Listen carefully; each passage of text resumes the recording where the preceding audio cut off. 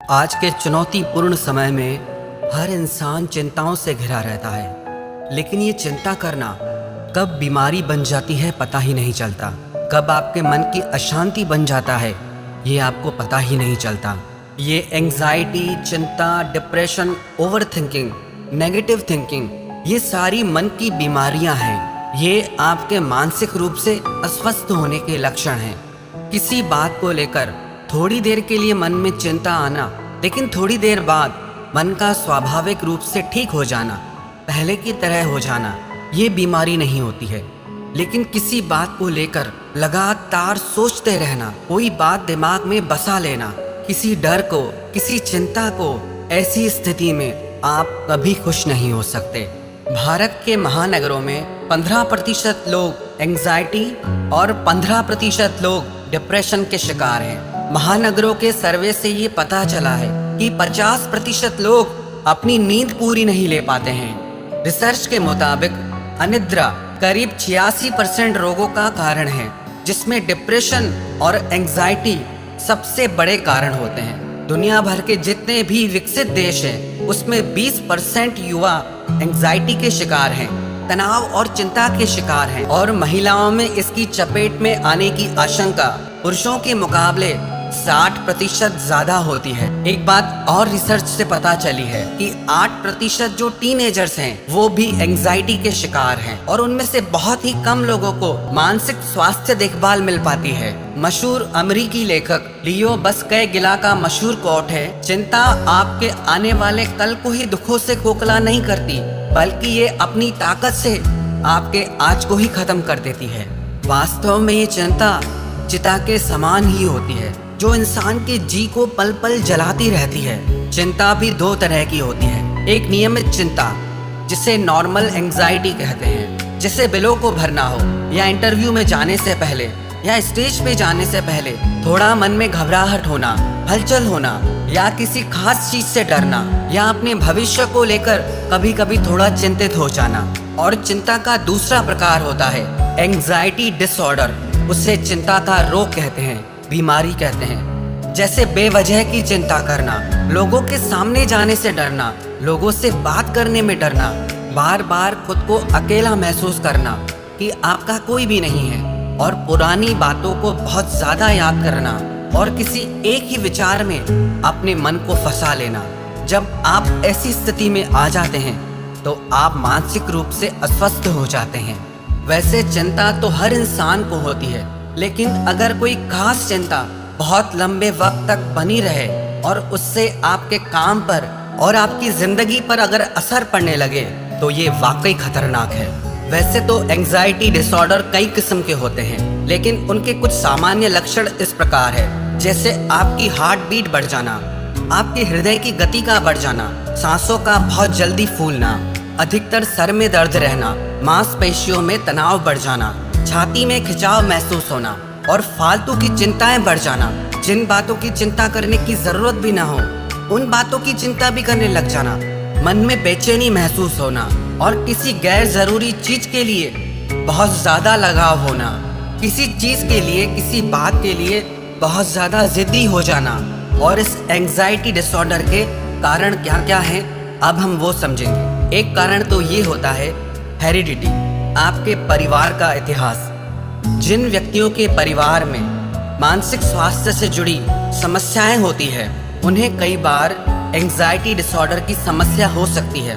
मिसाल के लिए ओसीडी नाम की बीमारी एक पीढ़ी से दूसरी पीढ़ी में जा सकती है। दूसरा कारण कुछ तनावपूर्ण घटनाएं जिंदगी में हो जाना। कभी हमारी जिंदगी में हमारे किसी प्रिय इंसान का मर जाना, अपने प्रेमी या प्रेमिका से ब्रेकअप होने से भी कई लोगों को एंग्जाइटी डिसऑर्डर हो जाता है। या कोई जिंदगी में ऐसी दुर्घटना हो जाए जिसका असर आपके मन पर बहुत गहरा पड़ जाए, उससे भी एंग्जाइटी डिसऑर्डर हो जाता है। और तीसरा, स्वास्थ्य से जुड़ी कुछ समस्याएं, थायराइड की समस्या, अस्थमा की समस्या, डायबिटीज या हृदय रोग की समस्या से भी एंग्जाइटी डिसऑर्डर लोगों को हो जाता है। डिप्रेशन से पीड़ित लोग भी इसकी चपेट में आ जाते हैं, और कई बार कुछ लोगों को नशे की आदत लग जाती है, लोग अपने दर्द को भुलाने के लिए, गम को भुलाने के लिए नशे का सहारा लेते हैं, लेकिन यकीन मानिए नशा कभी भी आपके मन के दर्द को दूर कर ही नहीं सकता, बल्कि ये आपको मानसिक बीमारियां देता है, एंजाइटी डिसऑर्डर देता है। और कई बार एंजाइटी डिसऑर्डर कुछ लोगों को संकी बना देता है, कुछ लोगों को जिद्दी बना देता है और कुछ लोगों को बहुत गुस्से वाला और चिड़चिड़ा बना देता है। एंजाइटी डिसऑर्डर वैसे तो कई प्रकार के होते हैं, लेकिन उनके मुख्य 3 प्रकार होते हैं। जनरलाइज्ड एंजाइटी डिसऑर्डर, इस डिसऑर्डर से पीड़ित लोगों को विभिन्न स्थितियों और घटनाओं के दौरान बहुत ज्यादा घबराहट और चिंता होती है। कई बार वे अपनी इस बेचैनी पर काबू भी नहीं रख पाते हैं।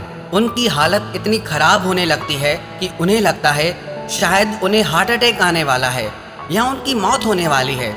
मरीज की ये हालत किसी खास समय या हालात में ही हो ऐसा जरूरी नहीं है, ये बिना वजह भी और कभी भी हो सकती है। एंजाइटी डिसऑर्डर का दूसरा प्रकार है ऑब्सेसिव कंपल्सिव डिसऑर्डर। इस डिसऑर्डर से पीड़ित लोगों को लगातार ऐसे विचार आते रहते हैं जिससे उनकी बेचैनी बढ़ जाती है। वे इस हालात से राहत पाने के लिए एक ही तरह की हरकत को बार बार दोहराते रहते हैं, एक ही चीज को बार बार करते रहेंगे। जैसे कुछ लोगों को बार बार हाथ धोने की बीमारी लग जाती है तो वो लगातार अपने हाथ ही धोते रहेंगे।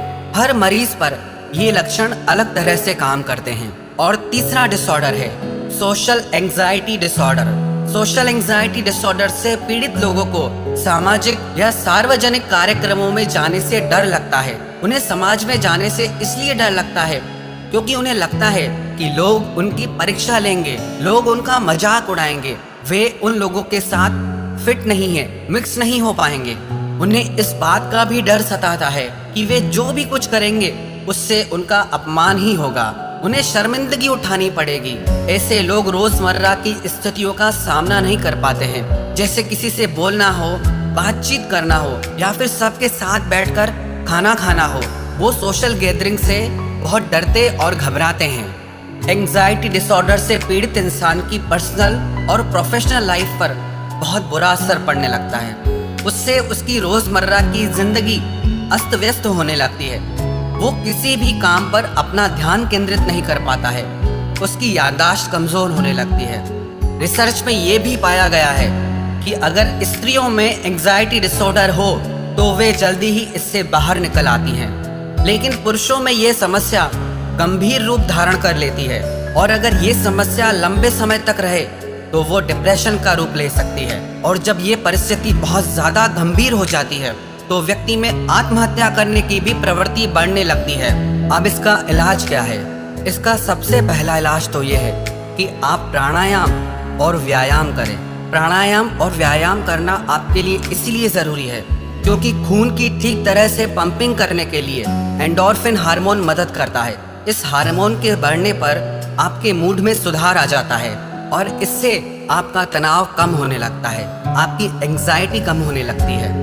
और इसका दूसरा इलाज ये है मंत्रा चैंटिंग। जब भी आपके दिमाग में बहुत ज़्यादा तनाव बढ़ जाए तो आप किसी मंत्र का जाप करना शुरू कर दें। इससे आपका शरीर और दिमाग दोनों शांत होने लगते हैं। जब तक आपका माइंड शांत ना हो जाए तब तक ऐसी स्थिति में ओम मंत्र का उच्चारण सबसे अच्छा होता है। और तीसरा काम आप ये करें कि जिसको बहुत ज़्यादा चिंता करने की आदत है वो इंसान खुद को अकेलेपन से दूर रखे। एंजाइटी में अकेलापन सबसे ज़्यादा खतरनाक होता है। जब भी आपके मन में बहुत ज़्यादा तनाव बढ़ जाए तो आप अपने किसी दोस्त से या किसी अपने रिलेटिव से बात करें, उन्हें फ़ोन करें या आप उन्हें सामने बैठाकर अपनी परेशानी बताएं। उससे आपका मन हल्का होने लगता है और आपको अपनी परेशानी कम लगने लगती है।